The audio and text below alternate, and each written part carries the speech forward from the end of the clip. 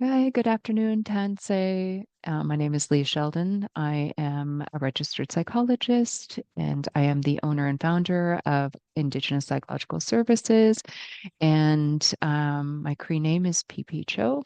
And we usually use these podcasts as an opportunity to educate, connect, and really think about inspiring others and how the mental health field kind of has to change when working with Indigenous people and really getting to know the people and our Indigenous ways of knowing, being, and doing.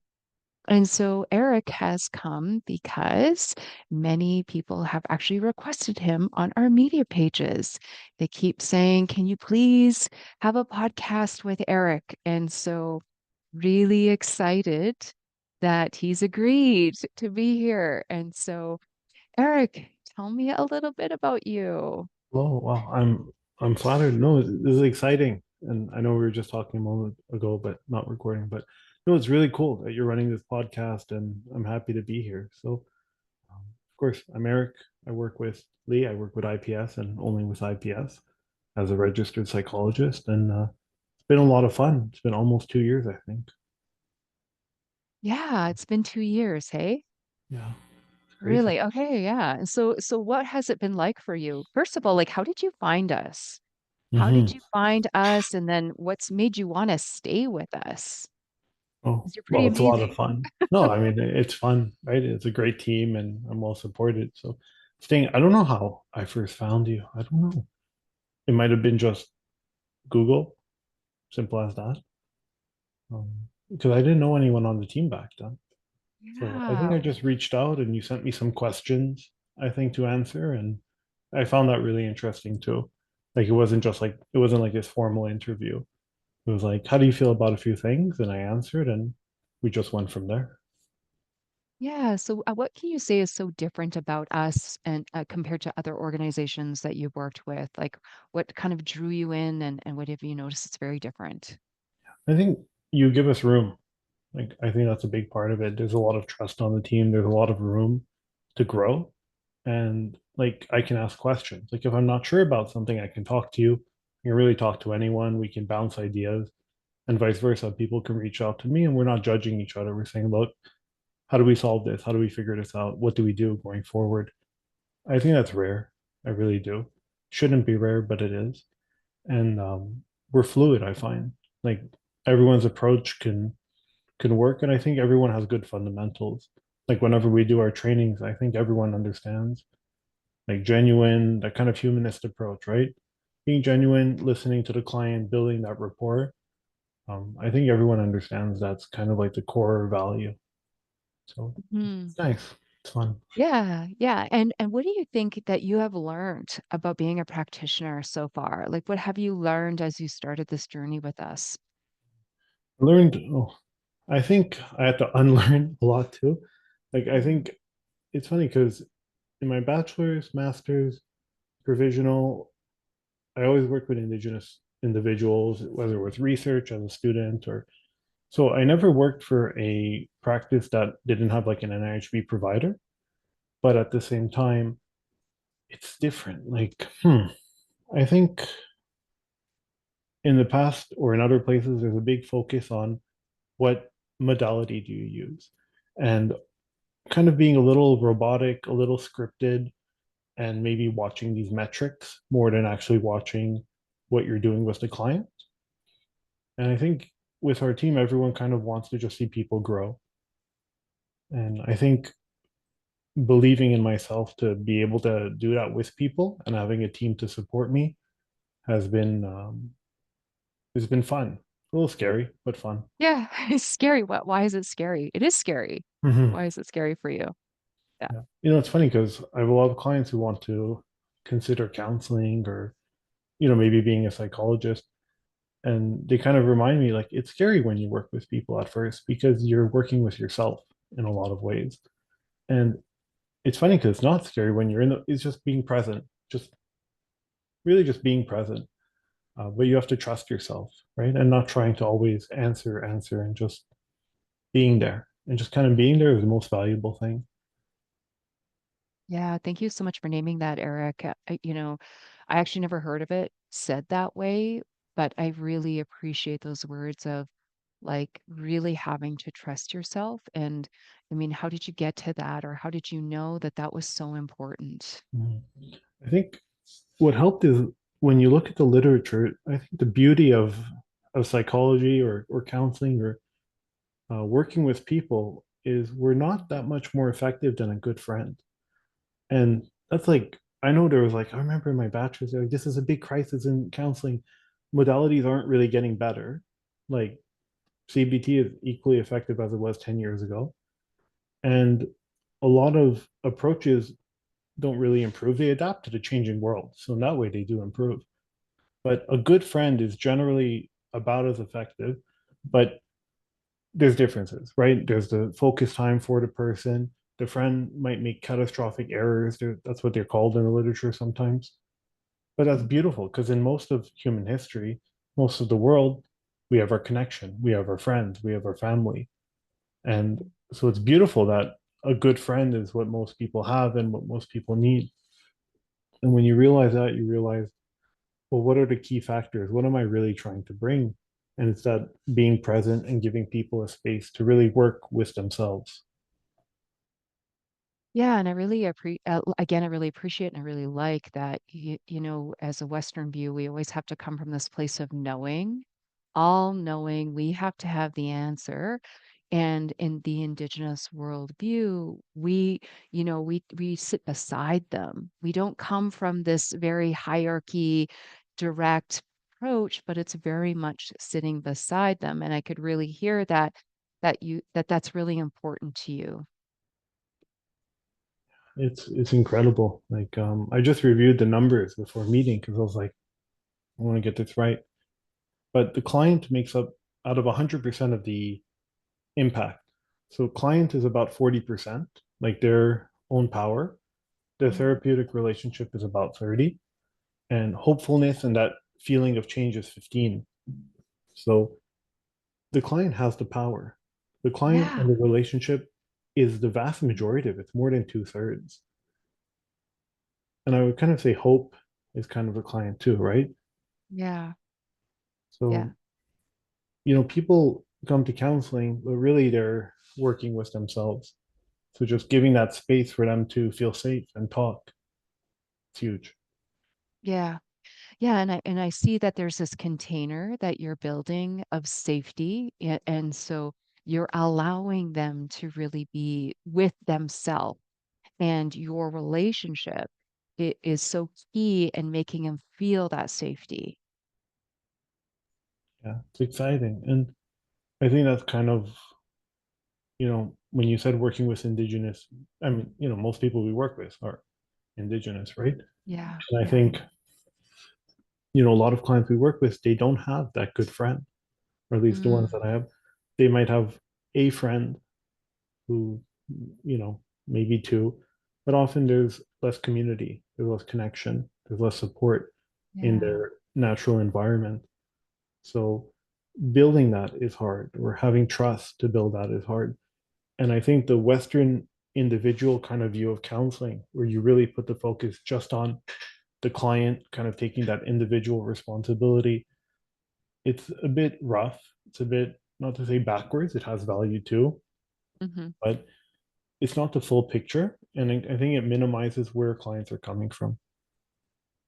Yeah, yeah, and I would have to say that one of the things that you do really well that I see is you really know how to bridge that clinical and cultural. Do you want to talk a little bit more about that? Like not so much it's that bridging the clinical and relational, the importance of meeting clients in that way because you're not a cultural teacher, but you really bridge it into your session. And that's exactly it, right? I'm not a cultural teacher by any means. Um, I think, I pulled a lot from Gabor Mate's work for sure. But I find to bridge it, it's really that curiosity. It's not about judgment. We know it's not about judgment, but what should it be about then, right? I think it's curious. When a client's telling me something, I'm there to learn in a lot of ways. And when they see, and as cheesy as that sounds, it has to be true or else it won't work. Yeah. Like when, especially if a client tells me about something about culture or something about their family, if I'm curious Mm. and genuinely, they'll tell me more. And Yeah. sometimes I have clients who are a little disconnected. Like they'll say, well, I don't feel connected to the culture. But even that person probably knows 100 times more than me. And they see that when they're telling me, and they're like, okay, I Mm. actually know a lot. But if I don't give them that space to talk and show that curiosity and show them what they know by them just having space to work, it's hard to really consciously realize it. So I think that curiosity, it's really the client who answers the question. They bridge the gap naturally themselves. And often the questions I ask related to maybe safety or culture are really questions they've been already asking themselves, maybe for years. Mm. Yeah, and what do you notice when when you allow that to happen? What happens in your session? A few things, right? Well, of course, the body, right? I know you're an expert on it, right? But the body relaxes and we see they're Yeah. more present. The body has time to chill, stretch, move. You see more movement. They hold themselves a bit more confidently. They take more breaths. They breathe more. They have a drink. They'll Mm. drink more, right? There's that movement, but they'll speak with more confidence. They'll be Mm. looking more forward. And then naturally, I often see they start talking about a heavy topic because they resourced. They'll say, and in my community, this happened, or in my life, this happened, or in my past, this happened, because they feel confident to talk about something that's on their mind. Yeah. Yeah. And so that really is healing, right? So I can see you're doing a lot of relational safety in your session and a lot of allowing curiosity and also being with the person and where they need to be and letting them figure it out. And that's the only Yeah. way. I mean, I don't know the client as well as they know themselves. I never Yeah. will. Yeah. So though, and the thing is, most people know what is heavy. They know what's a heavy Mm. topic. They know what they want to talk about. They know what they don't feel ready to talk about. They have all the answers, right? But in our day-to-day lives, do we have time to sit down and have a space Mm. for us with someone to listen to us and not interrupt too much, just be present and maybe kind of catch a few things. In their day-to-day life, it's rare to find that. Yeah. Yeah. And so in your mind, what is a good ally? Because Mm. you're a great ally. So what's a good ally Yeah. in your So, mind? Yeah. yeah, I'm always the A word, right?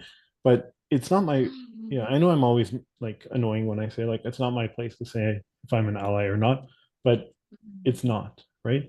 Yeah. At the end of the day, whether I am an ally or not, I have to be genuine, right? And genuinely, if I wasn't genuine an ally, then I'm not, right? And it's better for someone to be honest with what they are and what they're not than what people shouldn't fake it anyway, right? But I try to be present and I try to understand the context that the client comes with. Like Mm. if we don't recognize the intergenerational trauma, if we're not aware of it, if our eyes aren't kind of open to this broader concept, then we're not going to really know where the client is coming from. And a Mhm. lot of clients I work with, before they were born, there's work that maybe they have to do that people in their environment might not have done.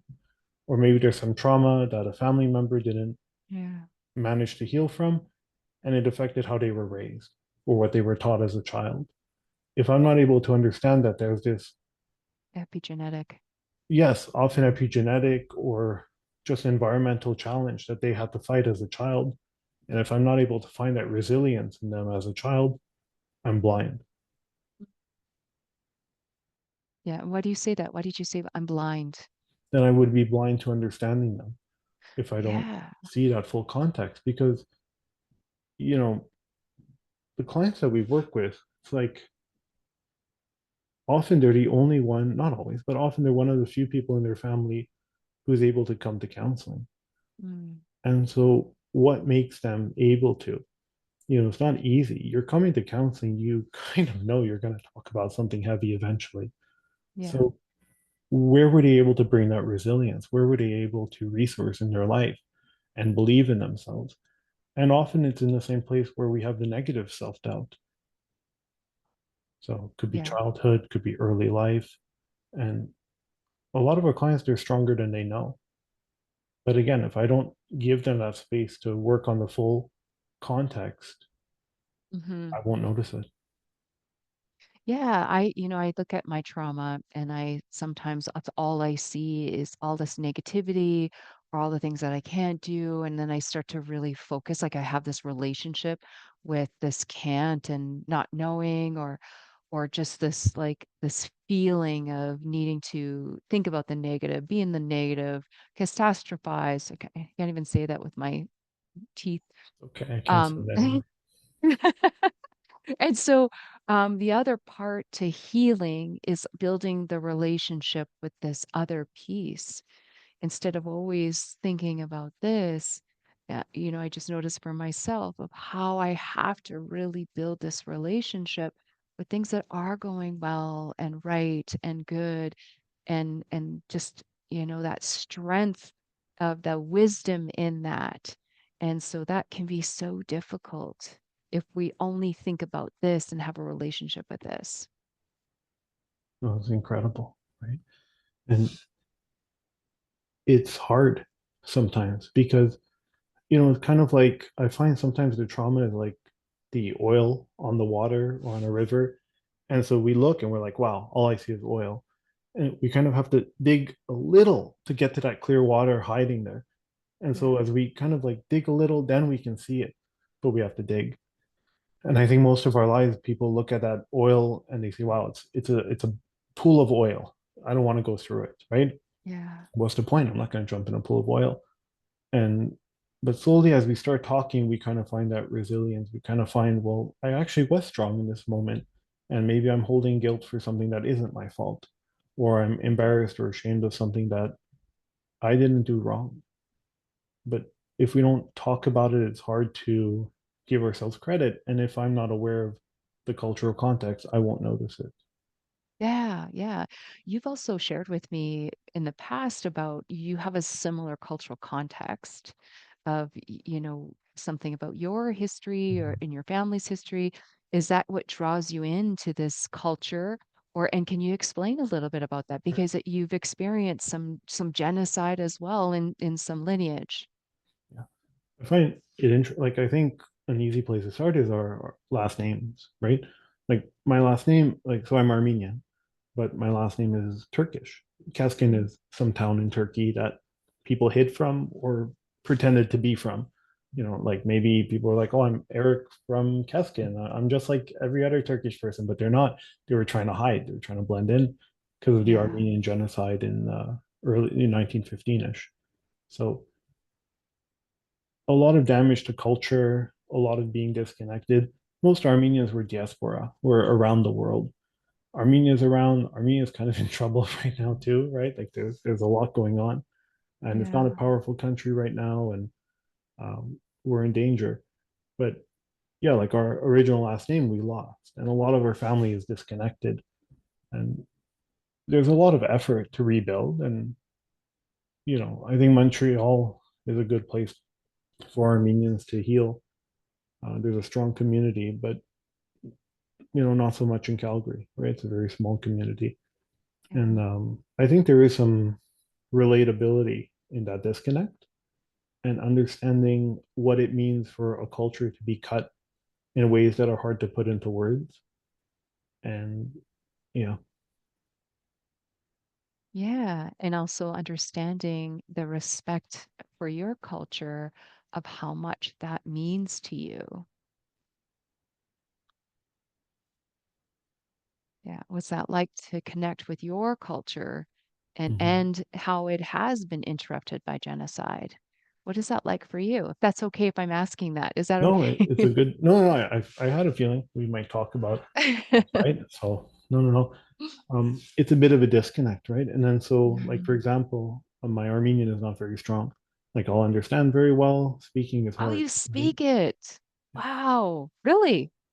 Like I'll manage with grandma kind of thing, Yeah. but it's not that strong. Like I think there was an event yesterday and I struggled, right?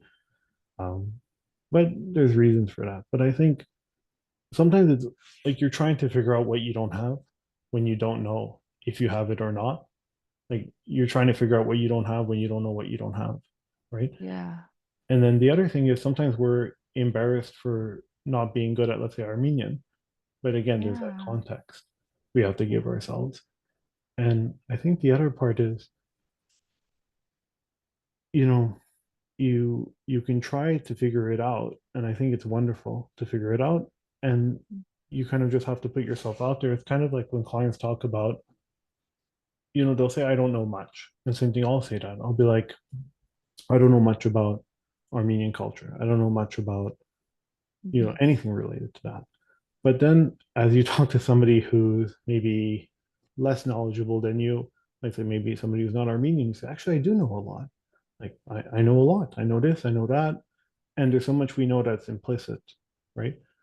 And I think a lot of clients, like they'll start and they'll say, I'm very disconnected. I don't know about this. I don't know about that. Yeah. Um, and then as they talk and as they realize, well, they know I'm not Indigenous and they know I'm much more ignorant than them, and so they'll share and they'll share. And they're like, wow, I have a lot to share. I don't have time to share this in 15 minutes. I know a lot. I could write a book. I could talk for 10 Yeah. hours and Eric still won't know half as much as me. And it kind of shows them like, you know, a lot more than you know. Mm. Yeah. And that sounds really, really important. That sounds really important to, again, it's this I don't, I can't, this Mhm. is very negative, I'm lost, to wait, there is this, I have this is really important to me. And so it maybe it could be that same thing where, we only see this, but yet we still hold this that keeps us so together and connected. Especially with trauma, it's that, regardless of people in trauma, there's that who am I, right? And we're like, okay, I don't want trauma to be my identity. Yeah. But who am I? Like, especially in childhood, like I didn't get to do X and Y, and other people got to do X and Y and this thing and that thing. So who am I? And trying to reconnect with ourselves, especially if we don't have the culture to fall back on, like some other groups might, it's even harder because, culture is a huge protective factor, and identity is a huge protective factor, and knowing ourselves is a huge protective factor. So in that context, we want to give space for all of it and exploring that, and again that curiosity, and trying to make that fun, trying to make it exciting, trying to say, well, look, I'm only going to gain, I'm only going to learn more about me and what's around me, what's in my sphere, what's in my past, what's in Yeah. my what's in my culture. And we almost want to make it like an adventure. Yeah, like it's limitless. It's Mm-hmm. open, and I think that's really inviting for our journey, even as humans, that we can have this journey and kind of fall and then get back up and just really figure it out, because I mean that's what the journey is all about. Yeah, and it kind of ties again to, the falling and getting back up. A lot of people we work with, they're strong, like they're really Yeah. strong at that. They've, like a lot of clients will have fear, but they've fallen and had to get back so many times, right? And they remember the times they've fallen, and so there's a fear. But sometimes we have to work on remembering the times they've gotten back up. Like many times, the thing they're afraid of, they've already beaten many times, but they don't give themselves credit for it. Or they Yeah. want to reach for something, but there's a risk. Maybe I'll fail. Maybe I'll be rejected, whatever Yeah. it is, right? But those things have happened before. They can handle that. Yeah. Yeah. I was just thinking, Eric, generally, Mhm. research shows that Indigenous people seeking therapeutic support, only 30% will actually come back. And I know that that's not the case for you. Like you're full, they come back, they are requesting for you to come on a podcast, they want to see you. And so what do you think is the magic that you're doing that gets them to come back? And because you are the picture of a white male and they don't see that or experience that, in our agency. It's very different. I don't know, right? And I sometimes I'm like trying to like pick admin's brain. I'm like, why? Well, I don't know, right? I really don't. A lot of clients will like say like they'll say like, well, we're both brown, so we'll know. So I don't know how clients see me, and then like especially today, I see a lot of pink and a lot of pale, right? But Yeah. we're Middle Eastern at the end of the day, Armenian, right? Mm, So I'm pretty pale for an Armenian, I guess, right? hmm. But um, I don't know. It is a very high retention rate, right? I Yeah. think, I always refer like genuine, right? Unconditional positive regard, being empathetic, and curiosity. That's really all I try to come in with, right? I don't Yeah. really talk about modalities that much on the first session. Of course, we focus Hmm. on ethics, but I think I try really hard to let people talk, and I try to talk a lot less, maybe, than I don't know what other people do, really. But Hmm. I'm really there to listen. And Yeah. yeah, Well, it I, makes sense. Yeah, it would make sense. When I do presentations to communities and especially with psychologists or doctors and psychiatrists, like we have to come from it as a heart to heart and human to human. And you're not afraid of doing that. You're not afraid of coming in with your heart, and you're not afraid of coming in as you to be with another human being. And that's something we don't learn. I just want to say Mhm. that we don't learn this in our studies. And I don't know how much of it can be taught, right? Mm, But I think it can be developed in people. Maybe it can't be taught like in a classroom, but we can all yeah. develop it, right? Like listening and just being present and not being distracted is huge, right? I think that's wonderful. And Hmm. I think the only thing clients have shared in early sessions that might answer the previous question, but I'm not sure, is they said sometimes they'll talk to someone and they'll react when they say like this happened to me, that happened to me, and they'll see a lot of reactions in their Yeah. psychologist, and they find that hurtful, right? Because they're like, well, if you're reacting, how am I going? Like, how am I supposed to Yeah. talk to you if I'm, or how weird am I that even a Yeah. psychologist reacts to me? But it's not that I have a poker face; it's that I'm just listening, and whatever they're Hmm. telling me, it happened, right? It's not like they're telling me something that is going to happen. They're not telling me the future. They're telling me they're sharing. They're sharing what happened, and I'm just listening to that. And I think Hmm. the strong reactions, I think, play people off. And I think, like, I don't know if you saw recently the APA like guidelines or APA Yes. script. I think Let's it's, talk about it. have Let's you talk you about have it. it open or something? It's like No, the I don't not. script. Yeah. I think it was an exact. I don't know if it's a real scenario or a change scenario, but I think it was the somebody who worked, I think, for the military screening for IEDs. Yeah. Yes. Yeah. Something like that. Yeah. Yeah, it's harsh. I don't know, maybe you liked it a lot. I don't know, but it's like, it's like, go. I think it's something like somebody talks about their losing friends, and I think the script, I know it's fast forwarded because they're trying to get right Hmm. to challenging negative thoughts and CBT, but it's really harsh when they're like, indeed, losing friends is very sad, but focus on. I was like, oh, gee, that's the moment where somebody's gonna hit. I'm gonna be. Oh, Um, yeah. they're And gonna. never come back. They'll hang Yes. up in that moment. They'll be like, okay, goodbye, see ya. Yeah. Right? Yeah. It's very intense. I don't know how.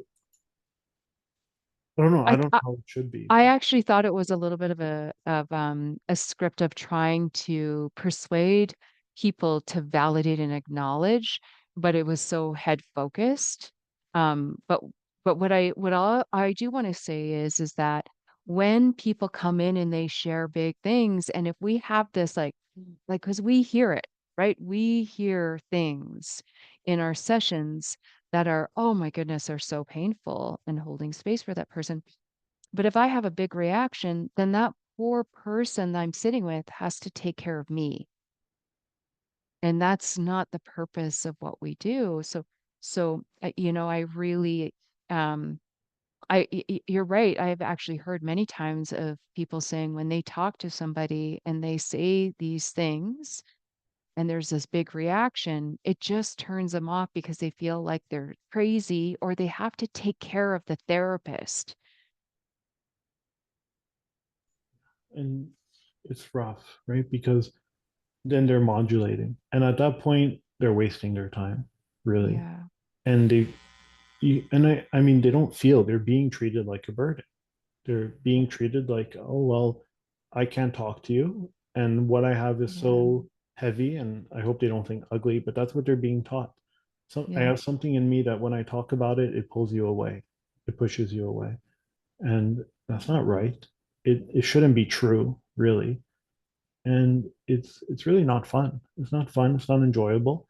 People generally want to be able to talk and feel better and feel a little Mhm. more open. And sure, it's Mhm. heavy. Like you can, it's very heavy to talk, but we don't want to feel heavy like a burden. We want to feel heavy from what Yeah. we're working through.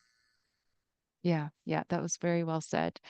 There other thing that you do is so amazing is you do this thing with our team.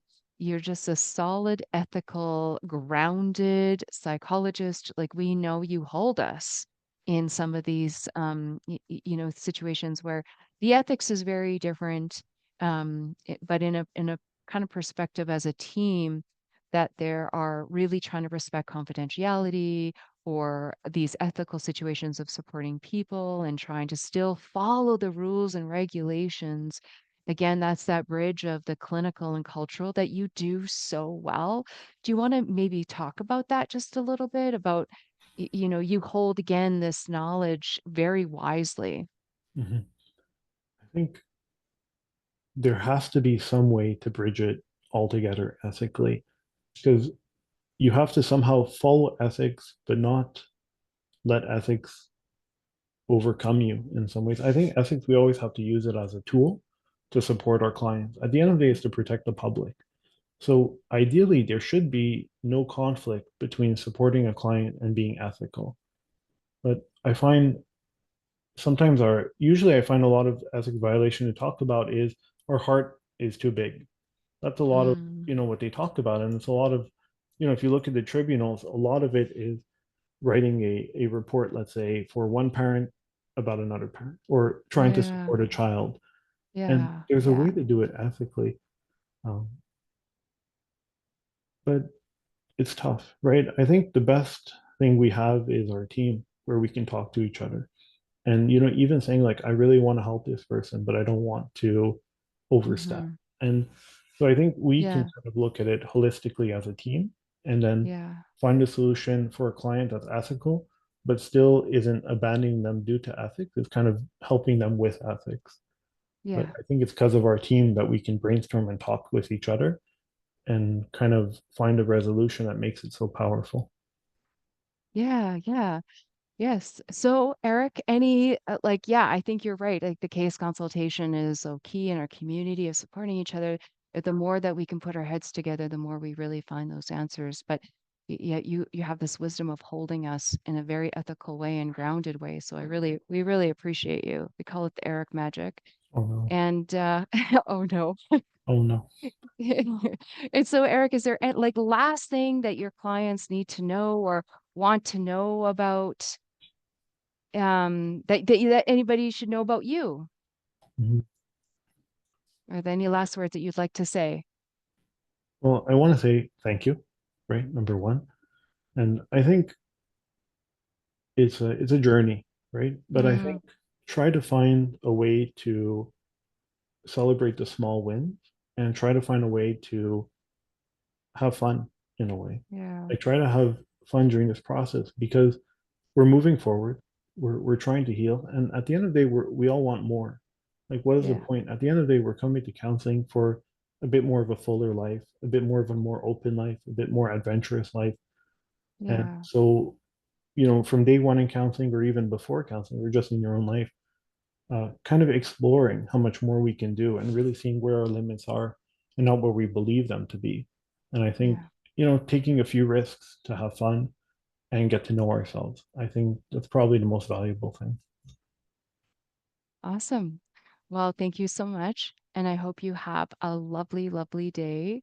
And it was such a pleasure to spend time with you and get to have these conversations. And I learned so much even in this time with you. So thank you so much. No, thank you so much, Leah. I love this podcast. I think it's Mhm. needed. So Yeah. yeah, I'll tune in, but this is really fun. Yes.